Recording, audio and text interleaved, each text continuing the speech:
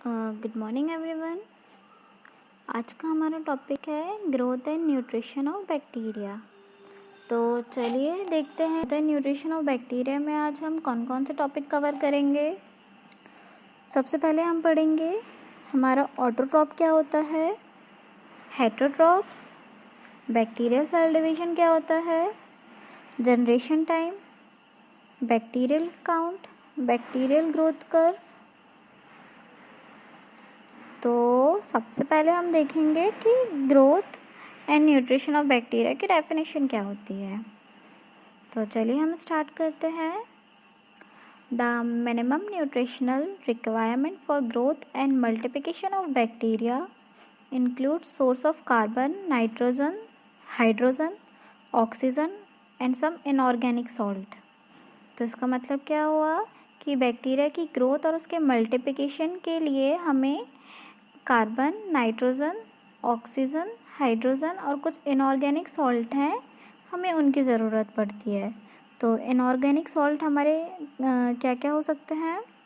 Sodium chloride, calcium chloride, sodium bicarbonate, potassium chloride, sodium sulphate and calcium carbonate हो सकता है।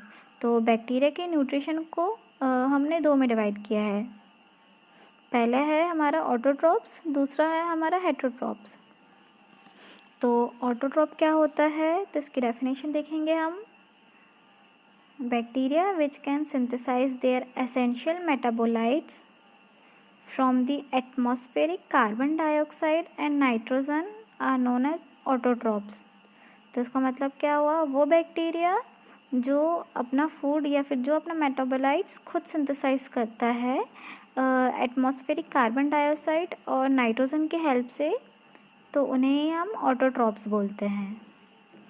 तो ये तो हुआ हमारा ऑटोट्रॉप। अब हम देखते हैं कि हमारा हेटरोट्रॉप क्या होता है। These bacteria unable to synthesize their own metabolites. They perform organic compound. Majority of the pathogenic bacteria are heterotrophs and parasitic.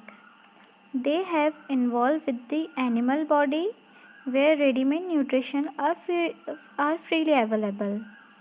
तो इसका मतलब क्या हुआ कि ऐसे बैक्टीरिया जो अपना फूड खुद सिंथेसाइज नहीं कर सकते हैं, जो अपना मेटाबॉलिज्म खुद नहीं बना सकते हैं, जिन्हें दूसरे एनिमल्स पे डिपेंड होना पड़ता है, तो उन्हें ही हम हेटरोट्रॉप्स बोलते हैं। तो ये तो हुआ हमारा हेटरोट्रॉप्स। अब हम देखते हैं कि हमारा बैक्टीरियल सेल डिवीजन क्या होता है। तो इसको मैं आपको लाइन वाइज समझाऊंगी। तो bacteria divided by binary fission when bacterial cell reaches a critical mass in its cellular constituent the cell division start. तो इसका मतलब क्या हुआ, जब जो हमारा बैक्टीरिया होता है वो बाइनरी फिजन की हेल्प से डिवाइड होता है। तो जैसे ही इसके अंदर का सेलुलर कंस्टिट्यूएंट और या फिर इसके अंदर का मास जब वो बढ़ने लगता है, तब ये डिवाइड होना चालू होता है। तो देखते हैं कि ये डिवाइड कैसे होता है। बैक्टीरियल न्यूक्लियस और chromosome in a circular double standard DNA molecules. तो बैक्टीरिया के अंदर का जो न्यूक्लियस होता है वो उसमें डबल स्टैंडर्ड डीएनए पाया जाता है। तो जैसे ही इसका मास और इसके अंदर का सेलुलर कंस्टिट्यूएंट जब बढ़ता है, तो ये जो डबल स्टैंडर्ड डीएनए है ये हमारा रेप्लिकेट होके सिंगल स्टैंडर्ड या फिर कॉम्प्लीमेंट बना लेता है, सिंगल स्टैंडर्ड डीएनए बना लेता है।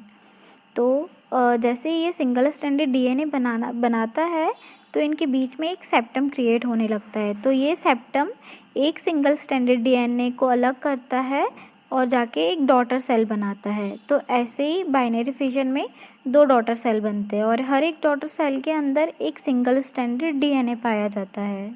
फिर वापस यही सिंगल स्टैंडर्ड डीएनए आगे जाके रेप्लिकेट होता है और डबल स्टैंडर्ड डीएनए बनाता है।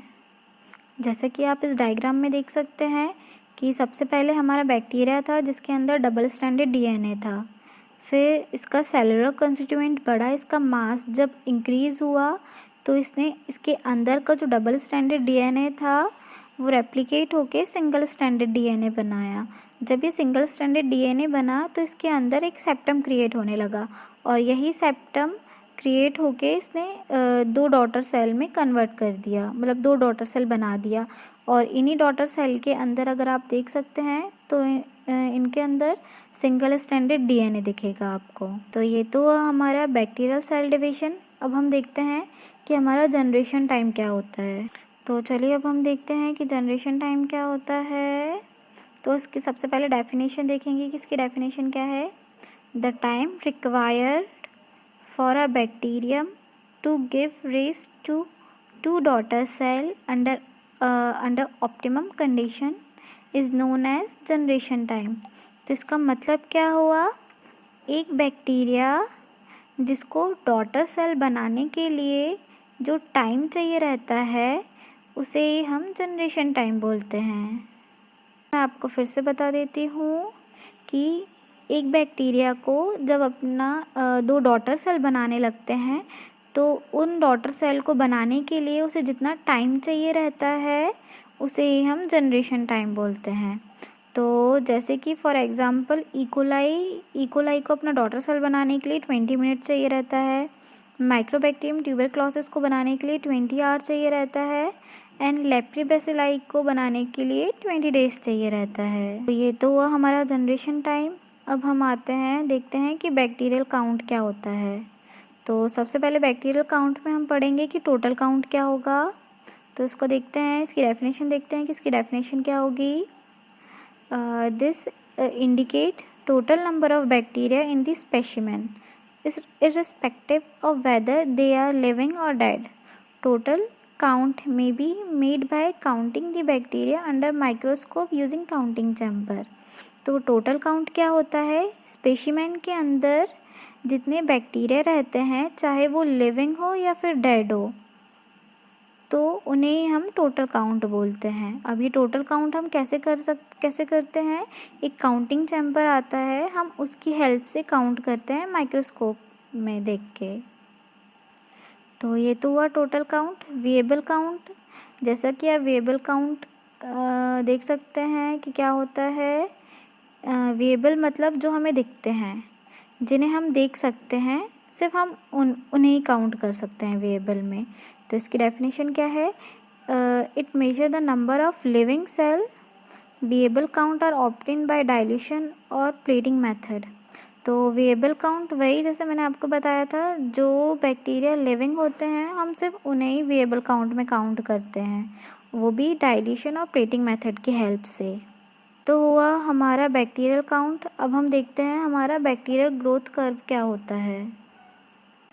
तो हम सबसे पहले पढ़ेंगे कि बैक्टीरियल ग्रोथ कर्व की डेफिनेशन क्या है।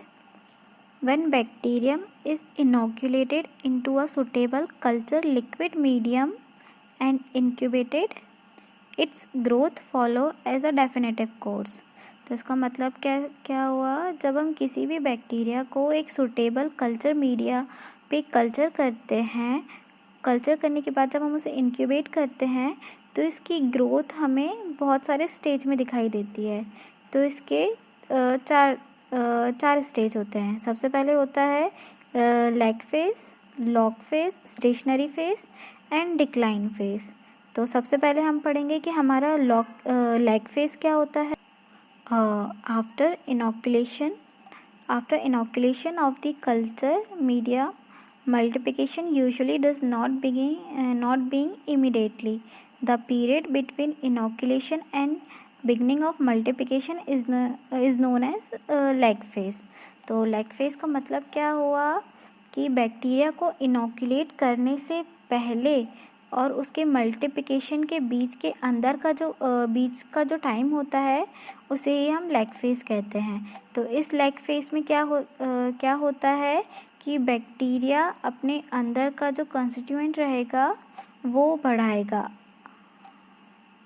तो इसमें क्या होता है, ये अपने अंदर का जो सेलुलर कंस्टिट्यूएंट रहता है वो इंक्रीज़ करना चालू होता है। मतलब इसका जो साइज़ रहेगा वो बढ़ेगा पर इसके जो नंबर्स रहेंगे वो इंक्रीज़ नहीं होंगे, सिर्फ ये अपना इस फेज़ में सिर्फ साइज़ बढ़ाएगा। तो ये तो हुआ हमारा लैग फेज़। अब हम आते हैं हमारे लॉग फेज़ में, देखते हैं कि हमारा लॉग फेज़ क्या होता है। The cell division start and their number increases exponentially. तो लॉग फेज में क्या रहता है, ये अपने बैक्टीरिया जो रहता है वो अपना नंबर इंक्रीज़ करना चालू कर देता है। If the logarithm of the variable count is plotted against the time a straight line is obtain. जब हम इसका ग्राफ बनाना चालू करेंगे तो हमें एक स्ट्रेट लाइन मिलेगी। तो इस स्ट्रेट लाइन का मतलब क्या होता है कि बैक्टीरिया जो रहता है वो डिवीज़न चालू कर देता है। तो ये तो हुआ लॉग फेज। अब हम पढ़ते हैं हमारा स्टेशनरी फेज क्या होता है। After log phase the bacteria growth ceases almost completed due to exhaustion of nutrition and accumulation of toxic product. तो इसका मतलब क्या होता है, लॉग फेज के बाद बैक्टीरिया की जो ग्रोथ रहती है वो ऑलमोस्ट पूरी तरह से हो चुकी रहती है, क्योंकि उनके अंदर जो न्यूट्रिशन रहता है वो पूरी तरह से वो कंज्यूम कर लेते हैं और कुछ जो टॉक्सिक प्रोडक्ट होता है वो बाहर रिलीज़ कर देते हैं। तो यहाँ पे हमारे लिविंग बैक्टीरिया और डाइड बैक्टीरिया जो रहते हैं इन दोनों के नंबर ऑलमोस्ट सेम रहते हैं, इसलिए हम इसे स्टेशनरी फेज बोलते हैं। तो ये तो हमारा स्टेशनरी फेज। अब हम आते हैं हमारे लास्ट फेज में, जो कि है हमारा फेज ऑफ डिक्लाइन, जिसे कि हम डिक्लाइन फेज भी बोलते हैं। तो देखते हैं कि इस फेज में क्या होता है। After a period stationary phase the bacterial population decrease due to death of the cell. तो इसका मतलब क्या होता है, आफ्टर द लॉग फेज जो बैक्टीरिया की पॉपुलेशन रहती है वो डिक्रीज़ होने लगती है। क्यों डिक्रीज़ होने लगती है, क्योंकि जो बैक्टीरिया रहते हैं उनकी डेथ होने लगती है। अब वो डेथ क्यों होती है, क्योंकि उसके अंदर जो टॉक्सिक प्रोडक्ट होता है वो बहुत ज़्यादा इंक्रीज़ होने लगता है, जिसके कारण हमारे जो बैक्टीरिया रहते हैं उनकी डेथ हो जाती है। तो ये तो हमारा growth and nutrition of bacteria. I hope आपको समझ में आया होगा। तो अभी के लिए thank you and good bye.